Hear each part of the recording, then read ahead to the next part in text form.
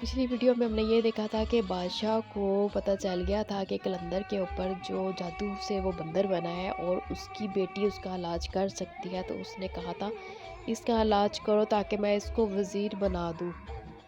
بادشاہ خوش تھا کہ ایک بہت ہی دانشمند اور عقل مند میرا اب وزیر بنے گا، تو اس نے شہزادی سے کہا کہ اس کا علاج کرو۔ شہزادی نے ایک چھری لی اور صحن کے فرش پر کنڈل ماری۔ لیکن اس سے پہلے اگر آپ نے اس کہانی کی پچھلی ویڈیو نہیں دیکھی تو وہ دیکھیں۔ اس طرح کی مزے کی کہانیاں سننا چاہتے ہیں تو چینل کو سبسکرائب کریں۔ شہزادی نے اپنے ہاتھ میں ایک چھری لی جس پر عبرانی زبان میں نام لکھے ہوئے تھے، اور اس نے محل کے بیچ میں ایک کنڈل کھینچا۔ اس میں سے کچھ نام اور کچھ جادو کی باتیں لکھی اور کچھ جادو پڑھا جس میں سے کچھ نہ سمجھ آتا تھا اور کچھ سمجھ سے باہر تھا۔ ایک لمحہ کے بعد ہمارے چاروں طرف اندھیرا چھا گیا اور وہی دیو اپنی اصلی شکل و صورت میں ہمارے پاس آ کھڑا ہوا۔ اس کے ہاتھ جیلیوں کی طرح تھے اور پاؤں مستولوں کی طرح تھے اور دونوں آنکھیں آگ کے شعلوں کی طرح، اور ہم اسے دیکھ کر ڈر گئے۔ شہزادی نے کہا کہ تیرے لیے نہ تو خوش آمدی ہے نہ ہی سلام۔ دیو نے شیر کی صورت اختیار کر کے کہا، اے دغاباز، تو نے عہد و پیمان توڑا ہے۔ کہا کہ ہم نے کوئی عہد و پیمان نہیں توڑا اور کوئی ایک دوسرے کی مخالفت نہ کرے۔ اس نے جواب دیا، اے مردود، کیا تجھے جیسے اس بندر کو اس کی اپنی شکل میں واپس لا۔ اگر تو نے ایسا نہ کیا تو میں پھر تمہیں ایسا مزہ چکھاؤں گی کہ تم یاد کرو گے۔ اب شیر نے منہ کھول کر لڑکی کی طرف حملہ کیا۔ لڑکی نے جلدی سے اپنا ایک بال توڑا اور اپنے ہاتھ میں لے کر اسے ہلا دیا اور اسے اپنے ہونٹوں سے کچھ پڑھ کر پھونکا۔ بال تیز تلوار کی طرح ہو گیا اور اس نے شیر کے ایک ایسا وار کر ڈالا جس سے اس کے دو ٹکڑے ہو گئے اور اس کے اوپر کا دڑ بچھو بن گیا۔ لڑکی زمین پر لوٹ کر اژدہا بن گئی اور اس نے اس مردود پر جھپٹی۔ دونوں میں سخت لڑائی ہونے لگی۔ اب بچھو گدھ بن گیا اور اژدہا عقاب بن کر گدھ کے پیچھے پڑ گیا اور ایک پہر تک اس پر حملہ کرتا رہا۔ اب گدھ نے کالی بلی کی صورت اختیار کر لی اور لڑکی چتکبرا بھیڑیا بن گئی۔ دونوں پہر پھر بہت زیادہ لڑائی ہوئی۔ جب بلی نے دیکھا کہ وہ ہار رہی ہے تو اس نے ایک بڑے سرخ انار کی صورت اختیار کر لی۔ وہ انار محل کے حوض کے بیچ میں آ بیٹھا۔ اب بھیڑیا اس کی طرف بڑھا تو انار ہوا میں اڑا اور محل کے چکنے فرش پر گر کر ٹوٹ گیا۔ اس کا دانہ دانہ بکھر گیا اور سارا محل انار کے دانوں سے بھر گیا۔ بھیڑیے نے اپنے آپ کو ایک جنبش دی اور مرغا بن کر ان دانوں کو چگ لیا یہاں تک کہ ایک دانہ بھی باقی نہ رہا۔ لیکن خدا کی قدرت، ایک دانہ حوض کے کنارے پر جا پہنچا تھا۔ مرغا شور مچانے لگا، پھڑپھڑانے لگا اور اپنی چونچ سے ہماری طرف اشارہ کرنے لگا، مگر ہم نے اس کے مطلب کو نہ سمجھا۔ مرغا اتنے زور سے چلایا کہ ہم سمجھے کہ محل کے ہمارے اوپر ٹوٹ پڑے گا اور سارے محل میں چکر لگانے لگا یہاں تک کہ اس کی نظر اس دانے پر پڑی جو حوض کے کنارے پر تھا۔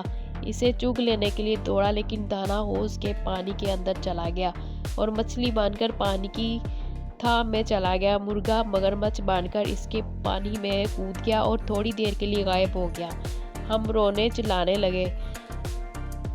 اس کے بعد دیو آگ کے شعلوں کی شکل میں باہر نکلا۔ جب وہ منہ کھولتا تو اس میں سے آگ نکلتی تھی اور اس کی دونوں آنکھیں اور نتھروں میں سے آگ اور دھواں نکلتا تھا۔ لڑکی بھی مسل آگ کے انگاروں کے باہر نکلی اور دونوں کافی دیر لڑتے رہے، یہاں تک کہ دونوں کے ارد گرد آگ چھا گئی اور سارے محل میں دھواں پھیل گیا اور سب ڈرنے لگے اور چاہا کہ حوض کے اندر گھس جائے کیونکہ ہمیں اندیشہ تھا کہیں جل کر ہلاک نہ ہو جائے۔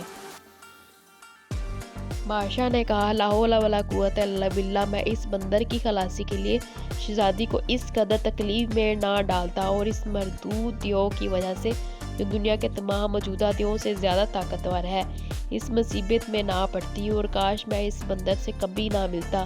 منحوس تھا اور نامبارک تھی وہ گھڑی جس میں نے اس لڑکی کے ساتھ حسن نیکی کی اور اسے جادو سے چھڑانے کا ارادہ کیا اور خود تکلیف میں مبتلا ہو گئے۔ اب میری زبان بند تھی میں ان سے کچھ نہ کہہ سکتا تھا۔ اب ہم نے دیکھا کہ دیو آگ کے نیچے چلا گیا ہے، ہمارے پاس محل میں آ گیا ہے اور ہماری چہروں پر شعلے پھونکنے لگا ہے۔ لڑکی نے اس پر حملہ کیا اور اس کی طرف آگ پھینکنے لگی۔ دونوں کی چنگاریاں ہم تک پہنچی، مگر اس لڑکی کی چنگاریوں سے ہمیں کوئی نقصان نہ پہنچتا تھا۔ برخلاف اس کے دیو کی چنگاریوں میں سے ایک چنگاری میری آنکھ میں لگی اور وہ پھوٹ گئی اور میں ابھی تک بندر کی شکل میں تھا، اور دیو کی ایک چنگاری بادشاہ کے چہرے پر پڑی، جس سے اس کا آدھا منہ اور تھوڑی اور نیچے کے دانت گر پڑے، اور ایک چنگاری جا اس خواجہ سرا کے سینے پر لگی اور وہ فوراً جل کر مر گئی۔ اب ہمیں موت کا یقین آ گیا اور ہم نے زندگی سے ہاتھ دھو بیٹھنے کا سوچا کہ اب ہم زندگی سے ہاتھ دھو بیٹھیں گے۔ ابھی ہم اسی حالت میں تھے کہ ہم میں سے کسی کو یہ کہتے سنا کہ اللہ اکبر، فتح و نصرت۔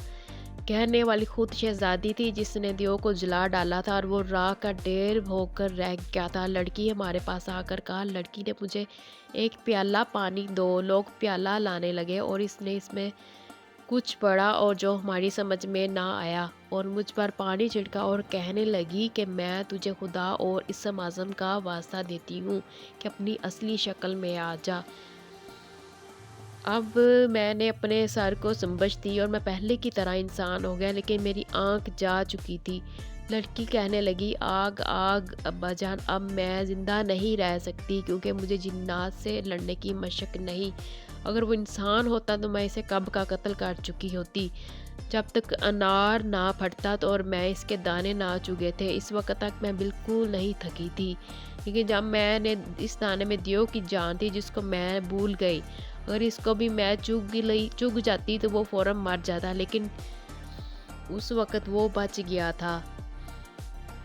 اس لیے مجھ پر ٹوٹ پڑا اور ہم دونوں میں زمین کے نیچے اور ہوا اور پانی میں سخت جنگ ہوئی، اور جب کبھی میں اس کے اوپر ایک دروازہ کھولتی تو وہ میرے اوپر دوسرا دروازہ کھول دیتا، یہاں تک کہ اس نے میرے اوپر آگ کا دروازہ کھول دیا۔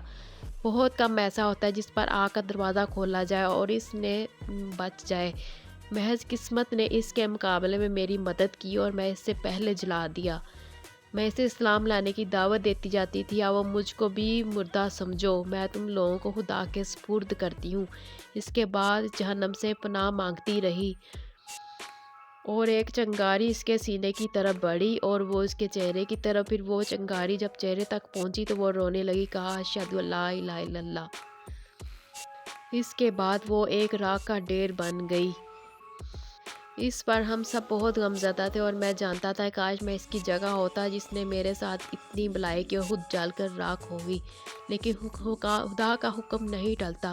جب بادشاہ نے دیکھا کہ اس کی بیٹی راکھ کا ڈھیر ہو گئی تو اس نے رہی سہی داڑھی بھی نوچ ڈالی اور منہ پیٹنے لگا، کپڑے پھاڑ ڈالے۔ اب جب دوسرے بڑے لوگ آئے اور دیکھا سلطان کا ہونا نہ ہونے کے برابر ہے اور راکھ کے دو ڈھیر لگے ہوئے ہیں تو وہ حیران ہو گئے اور بادشاہ کے ارد گرد چکر لگانے لگے۔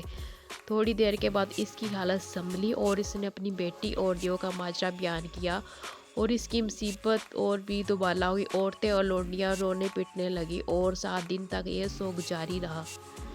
بادشاہ نے حکم دیا کہ اس کی بیٹی کی راکھ پر ایک عالیشان گنبد بنایا جائے اور اس کے اندر موم بتیاں اور قندیلیں جلائی جائیں، اور اس دیو کی راکھ پر لعنت بھیج کر ہوا میں اڑا دی جائے۔ اور اس کے بعد بادشاہ ایسا بیمار ہوا کہ مرتے مرتے بچا، اور یہ بیماری 1 مہینے تک رہی اور پھر وہ اچھا ہو گیا، اس کی داڑھی پر بھی نئے سرے سے بال آ گئے۔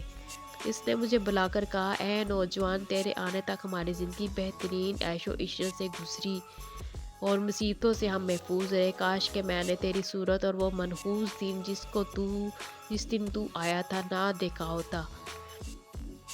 ہم نے تجھ پر ترس کھایا اور تیری وجہ سے خود مرنے کے قریب پہنچ گئے۔ پہلے تو میری بیٹی مری جو 100 مردوں کے برابر تھی، اب جو میری حالت ہے ظاہر ہے، اور میرے دانت ٹوٹ گئے ہیں۔ میرا غلام جان سے گیا، لیکن نہ اس سے پہلے نہ اس کے بعد ہم نے کوئی بات تیری طرف سے دیکھی۔ میری بیٹی تیری وجہ سے ہلاک ہو گئی۔ یہ کہا کر اس نے مجھے ڈانٹا اور کہا کہ یہاں سے فوراً چلے جاؤ اور دوبارہ کبھی اپنی شکل نہ مجھے دکھانا۔ میں نے خدا کا شکر ادا کیا کہ محض آنکھ گئی مگر جان بچی۔ شہر چھوڑنے سے پہلے میں حمام گیا اور اپنی داڑھی مونڈی، کالا اونی لباس پہنا۔ اس کے بعد میں ملکوں اور شہروں کا سفر شروع کیا اور دارالاسلام بغداد کا قصد کیا تاکہ میں اس امیر المومنین سے مل کر اپنی سرگزشت بیان کروں۔ ویڈیو اچھی لگے تو اس کو لائک کریں، چینل پر نئے ہیں تو چینل کو سبسکرائب کریں، ساتھ میں بیل آئیکن کو دبا دیں اور آل کے بٹن کو پریس کریں تاکہ آنے والی ہر نیو ویڈیو